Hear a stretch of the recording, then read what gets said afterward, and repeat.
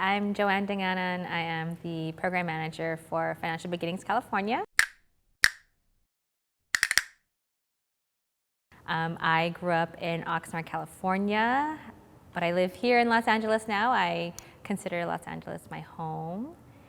And I am a financial literacy advocate and an educator.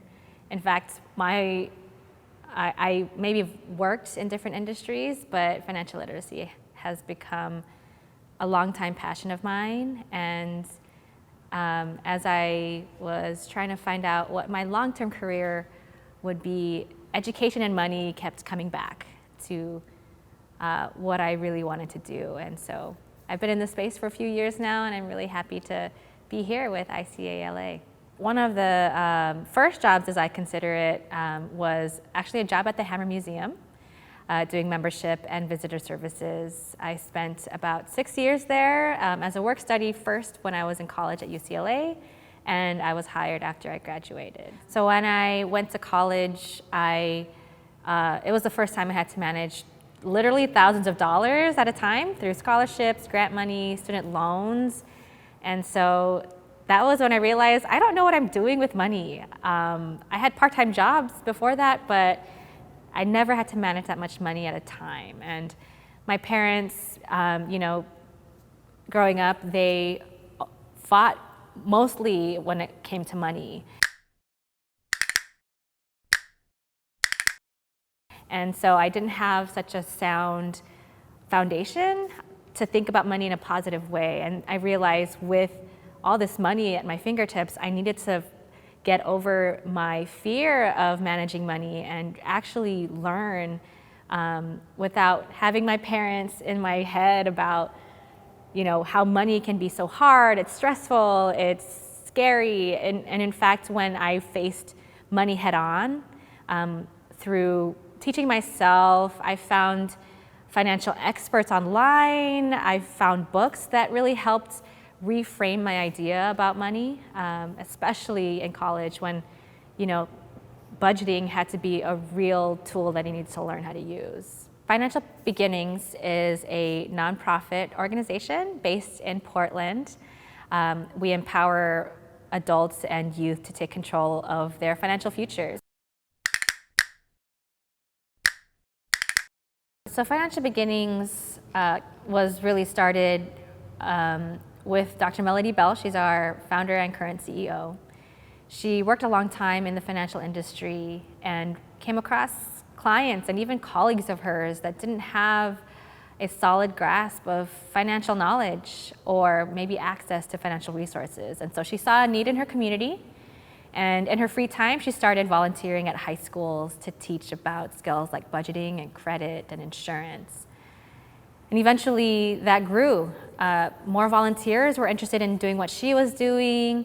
She eventually started writing curriculum for the programs, and that grew to more schools in Oregon, eventually into Washington State, and then into California. So what she saw was there are so many students that are not receiving this in school. Why not? And for now, how can we fill that knowledge gap? And so by offering these classes, she has seen, and I have seen myself too in the couple years that I've worked here, such amazing improvement in just taking one class about budgeting, from students who don't know anything about it to students who are now using their own budget even for the allowance that they might be receiving, or comparison shopping for items that they're wanting, or learning how credit works now so that when they turn 18, they know exactly how to build it rather than ruin it and look back on how to build it there. So it's been really amazing to see, even for kids as young as 5 years old, learning about money, to really understand that it can be a positive thing and it doesn't have to be stressful. There are a lot of systemic barriers, perhaps individual barriers that keep many of us from really excelling when it comes to money. Many of us might see money as a hindrance or as a major stressor in our lives. Maybe we don't have much of it, but even when you don't have much of it, there are ways to educate yourself about how it makes you feel, how can you overpower the things that hold you back about it. And so Financial Beginnings is really an education tool. We teach kids of all ages, adults of all ages also, to really look at money as a tool to advance you, to build intergenerational wealth through property, through investing, through saving especially. Those are the tools that we can bring to our lives and to our kids' lives if you do decide to have kids, to pass on that wealth, not only in money, but wealth of knowledge. So money is beyond the cash that we think about, beyond the credit card that we swipe, beyond the cryptocurrency that we're using right now. It's actually also a social contract. So what a social contract is, it's literally a contract, not written, it's more understood that, especially when it comes to money, we all agree that money has value. We all agree that $1 will get us a bag of chips at the store, and the cashier will take our dollar and give us that bag of chips. It's as grand or as small as that to as grand as I will pay $1 million in LA to purchase a home, and that home will be mine. So that social contract gives value to money and gives it its power. And with that comes a lot of responsibility, right? So money can be used really wisely. It can also be used and misused. And so when it comes to understanding how money works, how that social contract really affects you as an individual, it really is about knowledge and how to use it as a tool rather than keep it from you, or keep you from using it as a tool, or maybe you only view money as a stressor. How do you grow from that and actually take advantage of its power? You definitely don't need money to learn about money. You're probably interacting with money somehow right now. Maybe your parents or the adults in your life help pay for things for you. So you're in that way interacting with money in some way. So the earlier you can learn about it, the earlier you can practice with money, maybe not physically or in your own money, but the way that you think about it is going to be really helpful. They say practice makes perfect. So there are ways that you can practice the theoreticals, like if you look forward and pretend that, okay, this is the salary I'm going to make when I am 25 years old. How do I picture myself using that money? Where do I picture myself living? How much will that cost? What kind of lifestyle do I want? How much will that cost? So even just planning out what your first salary might look like is good practice.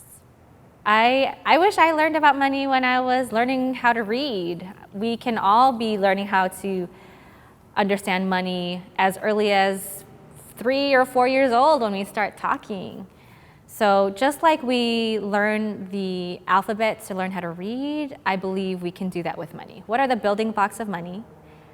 What is it? How does it work?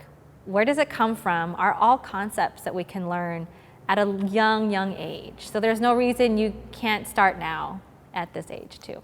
When it's difficult for a family to talk about money, I think there needs to be some honesty and understanding that comes first, where if a child wants to learn about money, it really is up to to all of them, not just the adults, but also the children, to ask those questions, maybe uncomfortable questions that I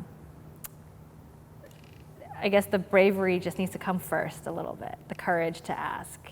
And then the courage on the adult side to answer honestly. I think a lot of times, I experienced this, the adult in my life growing up didn't want to talk about money at all. Maybe because they didn't have much of it, they didn't manage it very well. And perhaps they didn't want to admit that. But what I wanted as a kid was just the honesty about it, and to hear what their experiences were, not to highlight their mistakes, but to learn from them too. And so it comes from just the openness of the conversation, I think, ultimately. So I'll tell you about the difference between somebody who manages their money well and somebody who doesn't. I'll start with somebody who doesn't manage their money well, and it really comes down to this. This person who doesn't manage their money well does not live under their means. They live beyond their means, meaning that they spend more money than they bring in, right? So their expenses, whatever that might be, exceeds their income. So they might find themselves, swiping that credit card too many times to even cover basic things like groceries, because maybe they overspent on clothes that they wanted to buy. Or this person might find themselves in debt for a lot of different things. Maybe they are in credit card debt and they're constantly just borrowing money to pay that bill and their basic necessities. So that's somebody who doesn't manage their money well. On the flip side, it's very simple. Somebody who manages their money well lives under their means. They understand that their income should exceed their expenses, right? They live modestly, at least according to what their income is. They are able to track or budget their money really wisely. They're even able to save or invest that extra money that they may have left over, and to help build their wealth that way. And so there are ways that you can be a good money manager. And the number one tool for me is budgeting.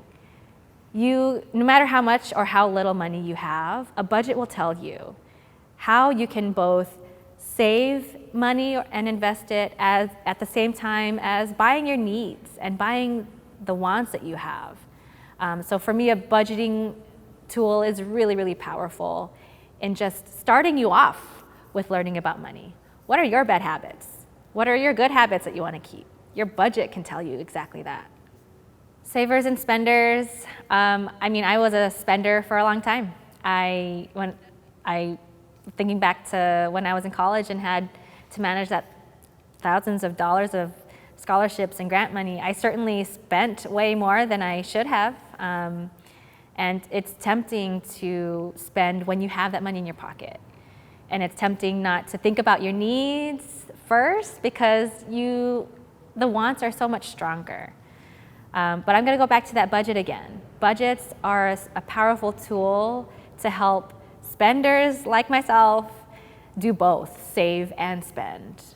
And when you can do both, it'll be so much more satisfying to buy that bag that you wanted for so long, because you could afford it. It's within your means. I can't stress it enough, and I keep mentioning it, but budgeting is such a powerful tool. I really encourage any young person to start learning how that works. And it's really basic.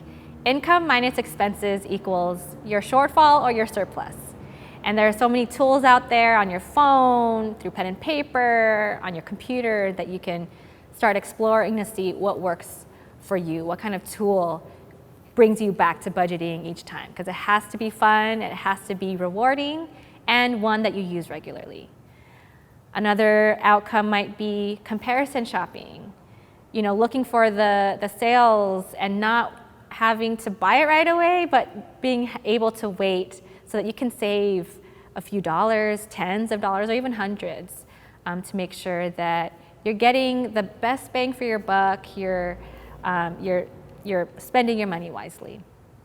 Another is your credit score.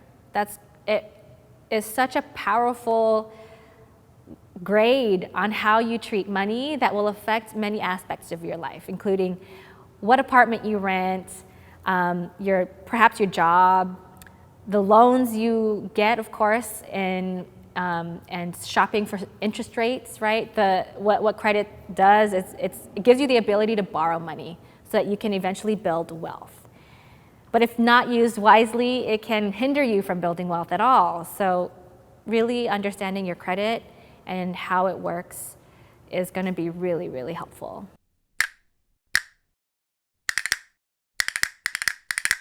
Wealth doesn't mean that you have all the money in the world. Wealth comes from yourself. Wealth of knowledge, wealth of empowerment. And when it comes to money, wealth doesn't mean that you're going to have all the material things.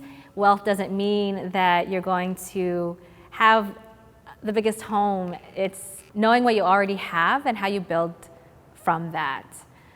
You can, for example, start investing with $10 a month, because actually with investing, time is what's more important. When you invest early on, the time from now until you retire will be way more important than how much you invest. When it comes to building intergenerational wealth, start now.